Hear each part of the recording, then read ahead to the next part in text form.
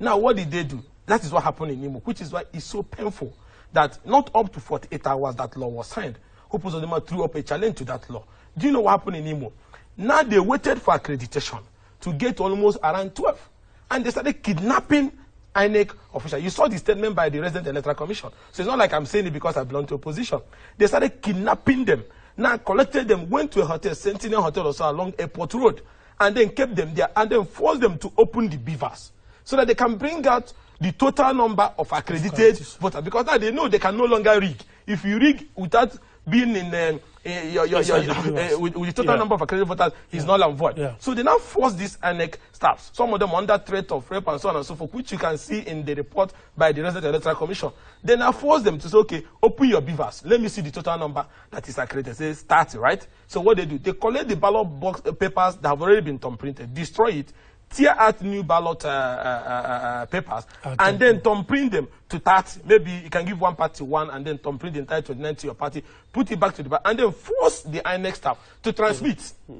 So that when you get to the collection center, it looks like it's a genuine election that has just happened. Because after all, it's 30 votes. Exactly. It goes through the legal process. But there is an ambush, there is a kidnap, and there is a thumb print. And in that situation, INEC now said they can review those results. That is why he now said signing the law is one phase. Now we have seen a challenge to the law, which means that the police, the DSS, the army, the president must find a way to caution them. Because what the police did, they kept quiet. They took almost about 50 staffs of INEC.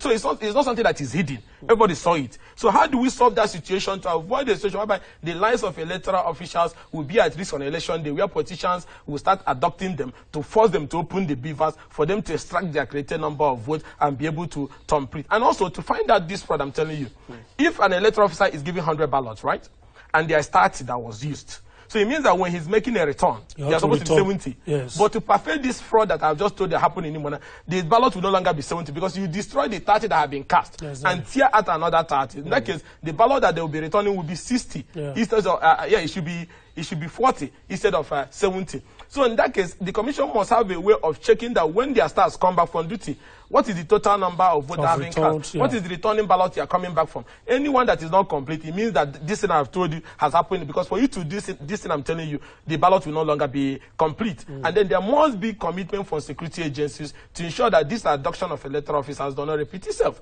And that's what everybody is hoping, because tomorrow is Friday. That is the last day the new electorate has given INEC to review the Ngor Okpala election. And I heard they are working on it. But the most important is that any decision they